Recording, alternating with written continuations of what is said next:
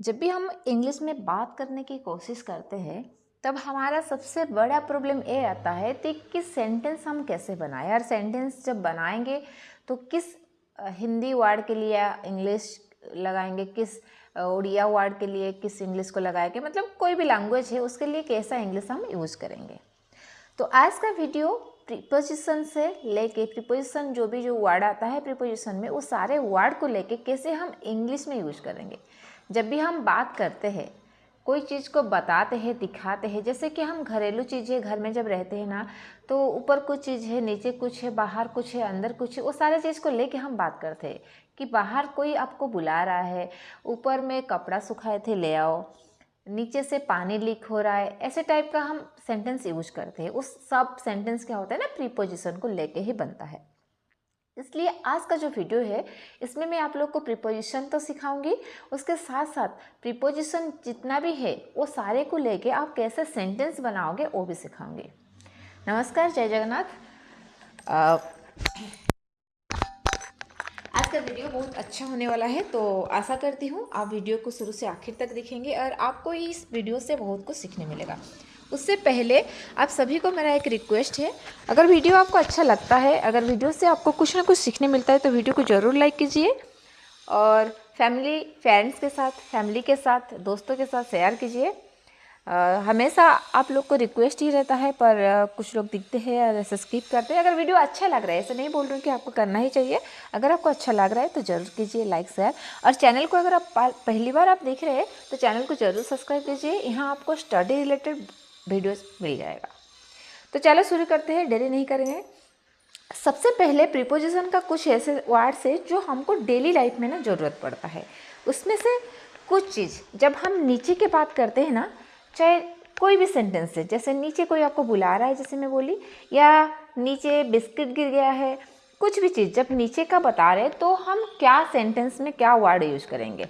तो ऐसे अगर हम देखेंगे तो नीचे का इंग्लिश ना अंडर भी होता है और बिलो भी होता है, डाउन भी होता है, बीनेथ भी होता है, अंडर एथ भी होता है। तो सबसे बड़ा क्वेश्चन ये है कि अगर सारे का मतलब नीचे है, हम किसको कहाँ और कैसे यूज करेंगे। ध्यान से सुनिए, एकदम आसानी से मैं समझाने वाली हूँ। देखो, इस सब का मतलब होता है नीचे। अंडर का मतलब क्या होता है, नीचे होता है। बिलो का मतलब भी होता है। तो मीनिंग के हिसाब से हमको सेंटेंस का जो हमारा मीनिंग है उसी हिसाब से हमको प्रीपोजिशन का यूज करना पड़ेगा। फॉर एग्जाम्पल, जहाँ भी कोई चीज़ है नॉट फुली कवर्ड, मतलब जो चीज़ ना नीचे है लेकिन पूरा फुली कवर्ड नहीं है, आपको दिख रहा है, उसके लिए आप अंडर लगाओगे। फॉर एग्जाम्पल, टेबल के नीचे चप्पल रखा हुआ है, तो यहाँ जब टेबल के नीचे कुछ चीज़ रखा है वो तो आपको दिखेगा, वो फुल्ली कवर्ड नहीं है, वो खुला मेला है, कवर नहीं हुआ है, वो आपको दिख रहा है। तो वहाँ आप लिखोगे चप्पल या शूज अगर है आपको टेबल के नीचे तो बोलोगे shoes is under the table या slippers is under the table. आप यहाँ अंडर का यूज कर सकते हो। नेक्स्ट, जहाँ कम वेट है, इन वेट, कम ओजन का चीज़ है, ठीक है, वहाँ भी आप अंडर का इस्तेमाल करोगे। जैसे आपका वजन बहुत कम है, you are in under weight, तो यहाँ क्या होता है, आपका जो वजन है ना उसके बारे में हम बात किए, मतलब जितना ज़रूरत है वजन, जितना ज़रूरत वेट चाहिए तो उससे आपका वजन कम है। तो कम चीज़ को दिखाने के लिए भी हम अंडर वाला प्रीपोजिशन को यूज़ करते हैं। नेक्स्ट, फिर नीचे के लिए यूज करेंगे। कैसा नीचे ना, lower in rank than somebody. अगर आप या कोई एक दूसरे से रैंक लोअर है उसका, जैसे क्लास में बहुत सारे बच्चे हैं, कोई फर्स्ट पोजीशन आता है, कोई सेकंड आता है, कोई थर्ड आता है, कोई फोर्थ आता है, ऐसे कोई 10वीं में आता है, कोई 12वीं में आता है, मतलब पोजीशन अलग अलग सबका रहता है। जब एक दूसरे का रैंक से कम है, एक दूसरे के रैंक से कम है, तब भी आप अंडर का इस्तेमाल करोगे। जैसे एक लड़की है, दो लड़की को आप जानते हो, एक है रचिता, तो बोलो आप उसका थोड़ा कम मार्क रहा है, और एक है जो लड़की का नाम है सुजल या सृजल कुछ भी है, तो वो ना ज़्यादा मार्क रखा है, तो आप क्या करोगे दोनों के बीच में कंपेयर करते हो ना, एक का मार्क दूसरे से कम है, दैट मीन्स एक का जो रैंक है दूसरा लड़की से रैंक से कम है, तो यहाँ आप उसका नीचे ही बोलते हो, जब बोलते कि ये उसके नीचे ही है ना, तब आप अंडर का इस्तेमाल करोगे। Okay, is that clear? I hope. Next हो गया बिलो। बिलो का मतलब भी नीचे होता है, पर यूज कहाँ कैसे होता है? नीचे, इन लेबल, in a list, in part of body. जब आप कोई बॉडी पार्ट्स का बता रहे हो बिलो यूज़ करोगे। जब आप कोई लेबल का बता रहे हो, जैसे कि किसी चीज़ का, किसी इंसान का, किसी सामान का लेबल आप बता रहे हो, तब आप बिलो का इस्तेमाल करोगे। किसी लिस्ट के बारे में बता रहे हो, जैसे 1 2 3 4 5 6 ऐसे सारे बच्चे का लिस्ट है, सबसे बिलो कौन है, सबसे नीचे कौन है, वहाँ लेबल के लिए, लिस्ट के लिए और बॉडी पार्ट्स के लिए आप बिलो का यूज़ करोगे। और बिलो कहाँ यूज होगा? जब कोई चीज़ कम है। इन लेंथ, लेंथ अगर आप माप रहे हो, कोई कपड़ा का लेंथ हो गया, या विड्थ माप रहे हो, कोई कपड़ा का हो गया, कोई सामान का हो गया, या किसी का हाइट भी माप रहे हो, तो लेंथ, विड्थ और हाइट के लिए क्या होता है ना, बिलो का इस्तेमाल किया जाता है। जब कम दिखा रहे हो कि इसका लेंथ उसके लेंथ से कम है, इसका विड्थ उसके विड्थ से कम है, इसका हाइट उसकी हाइट से कम है, तब आप बिलो का इस्तेमाल कर सकते हो। Clear? And the next one is beneath and underneath. Underneath और बीनेथ, ये दोनों का मतलब भी नीचे होता है, पर यूज कहाँ होगा? जब कोई चीज़ ना किसी के नीचे है पर फुली कवर्ड है, मतलब दिख नहीं रहा है। जैसे फॉर एग्जाम्पल आप एक कंपास रखे हो और उस कंपास के नीचे एक कॉइन रखे हो। कॉइन कंपास के नीचे है तो वो दिखेगा क्या? नहीं दिखेगा, क्योंकि वो फुली कवर्ड है। या आप ऐसे किए हो, कुछ चीज़ को छुपाने चाहते हो, तो उसके ऊपर आप बैठ गए हो, आपके नीचे वो रह गया, तो वो नहीं दिखेगा, उसके लिए भी आप लगाओगे बीनेथ या अंडरनेथ लिखोगे। मतलब जो भी सामान एक या जो भी चीज़ एक चीज़ के नीचे है पर वो फुली कवर्ड है, वो दिखता नहीं है बाहर को, तब आप इस्तेमाल करोगे बीनेथ या अंडरनेथ। Okay, clear? नेक्स्ट हो गया डाउन। डाउन का मतलब भी नीचे होता है, पर जब हम सेंटेंस में बोलते हैं तब डाउन कहाँ यूज करेंगे? To express downward trend. कोई चीज़, कोई सामान हो गया, कोई चीज़ भी हो गया ना, वो अगर एक्सप्रेस करता है डाउनवर्ड ट्रेंड को, मतलब नीचे ही नीचे जा रहा है, नीचे ही नीचे जा रहा है। जैसे आज टमाटर का किलो ना 100, आज नहीं 2 दिन पहले 100 रुपया था, आज 80 रुपया हो गया, फिर आने वाला कल को 50 रुपया हो जाएगा। या 1 महीना पहले आप एक कपड़ा खरीदे थे, उसका प्राइस 500 था, फिर उसको आपका दोस्त 15 दिन पहले खरीदा, उसका प्राइस 200 था, और आज जब आप खरीदने जा रहे हो उसी ड्रेस को 100 बोल रहा है। उसका मतलब उस ड्रेस का जो प्राइस है ना वो डाउनवर्ड हो रहा है, तब आप यूज करोगे डाउन, मतलब नीचे, ड्रेस का प्राइस नीचे आ रहा है, घट रहा है, कम हो रहा है। ठीक है, आई होप इतना तो आपको समझ आ गया होगा। और एक चीज होता है, देखिए कि ये सारे का मतलब तो आपको समझ आ गया, इसको कहाँ और कैसे यूज करते हैं ये भी आपको समझ आ गया। सबसे बड़ी बात आया अभी कि इसको सेंटेंस हम कैसे बनाएं, इसलिए आप लोग के लिए मैं बहुत सारा सेंटेंस लेकर आई हूँ और उसको इंग्लिश में भी कैसे बोलेंगे वो भी लिखी हूँ, तो ध्यान से सुनिए, समझ आ जाएगा आपको और आप खुद इसके जैसा ढेर सारा सेंटेंस बना पाओगे। देखिए, सबसे पहले अंडर को मैं लाई हूँ, जिसका मतलब मैं आपको पहले से ही बता चुकी हूँ कि नीचे है, और जो नॉट फुली कवर्ड, जो पूरा कवर नहीं है उसके लिए ही लगाएंगे। जो चीज़ कवर है उसके लिए आप अंडर कभी नहीं लगाना, आप उसी चीज़ के लिए अंडर लगा सकते हो जिस चीज़ के लिए क्या होता है, फुली कवर नहीं होता है, जो चीज़ बाहर को दिखता है, नीचे तो है पर बाहर को दिखता है। ठीक है, तो फॉर एग्जाम्पल वह पेड़ के नीचे बैठी है। देखो यहाँ मैं किसी को ना पेड़ के नीचे बैठाई हूँ, पर इसको तो आप भी दिख सकते हो, मैं भी दिख सकती हूँ, और वो पेड़ के आसपास कोई भी होगा तो उसको दिख सकता है, इसलिए वो फुली कवर्ड नहीं है, और इसके लिए हम लगाएंगे अंडर। वह पेड़ के नीचे बैठी हैं, इसका इंग्लिश होता है सी। वह क्या होता है, सी इज सी इज, बैठी है मतलब कंटिन्यूस टेंस में है। सिटिंग, कहाँ बैठी है? पेड़ के नीचे, under the tree. What, very simple. ऐसे सेंटेंस आप और भी क्रिएट कर सकते हो। She is sitting under the tree. And the next one है मेरा बैग टेबल के नीचे पड़ा है। देखो, जब टेबल के नीचे मैं बैग रखी हूँ वो तो आपको भी दिखेगा, मेरे को भी दिखेगा, क्योंकि टेबल का नीचे जो है ना वो खाली ही रहता है, कवर्ड नहीं रहता है। तो आप यूज करोगे my bag is lying under the table. My bag is lying under the table. The next one is बच्चे पूल के नीचे खड़े हैं। The children are standing under the bridge. जब कोई बच्चा पुल के नीचे खड़े हैं तो आप उसको तो आराम से दिख सकते हो, तो इसलिए आप बोलोगे द चिल्ड्रेन, बच्चे। आर इसलिए लगा क्योंकि प्लूरल फॉर्म है। स्टैंडिंग इसलिए यूज हुआ क्योंकि कंटिन्यूअस टेंस से, अभी भी खड़े हैं, पहले से खड़े हैं। अंडर द ब्रिज, इसका मतलब होता है ब्रिज के नीचे। ओके, आई होप आपको सारा सेंटेंस समझ में आ गया होगा, और इस तरह आप और सेंटेंस बनाने की कोशिश कीजिए।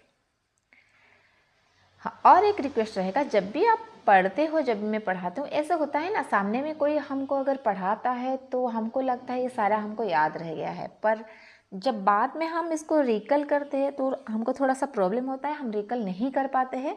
इसलिए इस सारे चीज़ को आप नोट डाउन कर लीजिए, जो आपको हार्ड लगता है, जो आपको लगता है कि नहीं ये मेरे से नहीं बन पाता है, तो इस सबको नोट डाउन कर लीजिए, और बाद में ना इसके जैसा और सेंटेंस बनाने की कोशिश कीजिए, ताकि आप नहीं भूलोगे और आपका अच्छा, ज़्यादा से ज़्यादा अच्छा प्रैक्टिस हो जाएगा।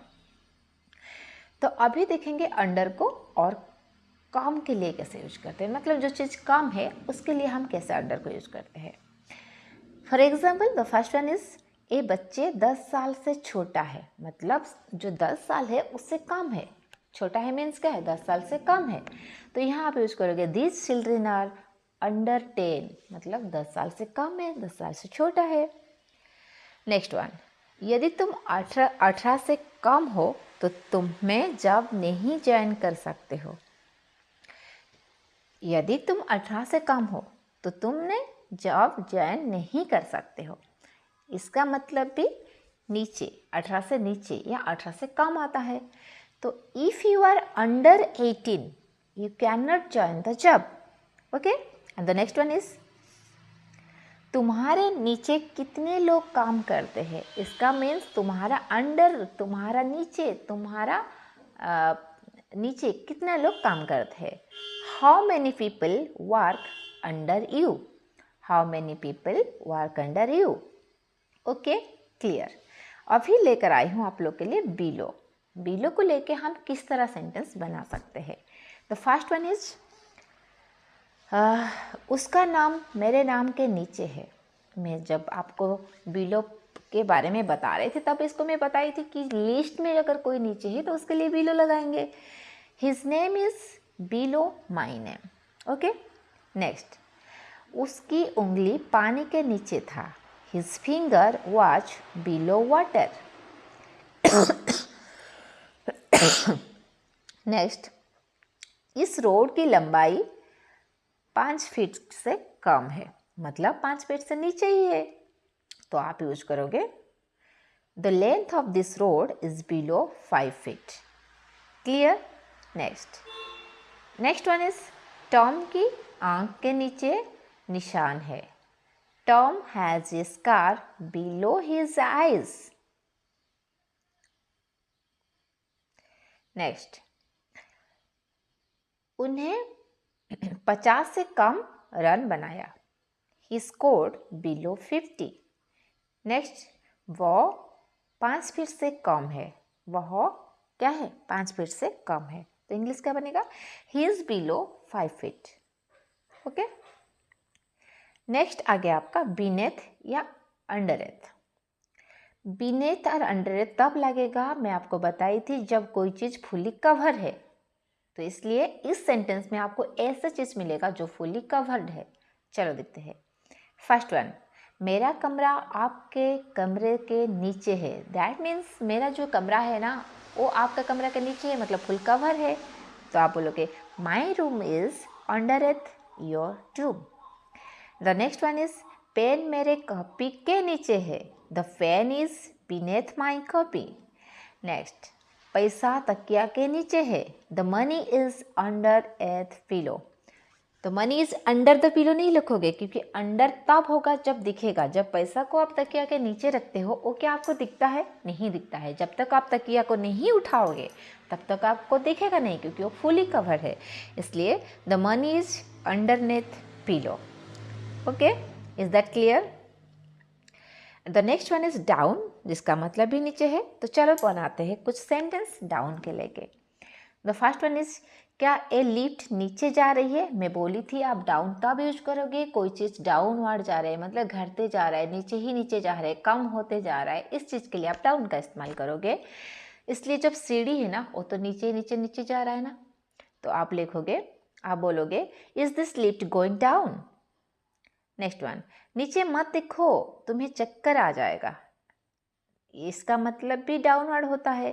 Don't look down, you will get dizzy. Dizzy का मतलब चक्कर आना होता है।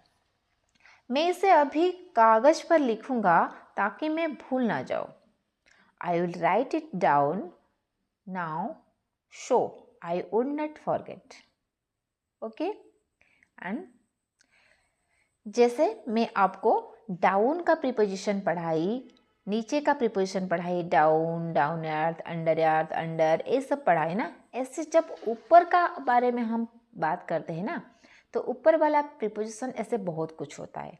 जब हम हिंदी में देखेंगे या कोई भी लैंग्वेज में देखेंगे, ऊपर को ऊपर ही बोलोगे, लेकिन जब हम इसको इंग्लिश में इस्तेमाल करते हैं तब वो चेंज हो जाता है। जैसे देखो, ओवर का मतलब भी ऊपर होता है, एवव का मतलब भी ऊपर होता है, ऑफ का मतलब भी ऊपर, ऑन का मतलब भी ऊपर।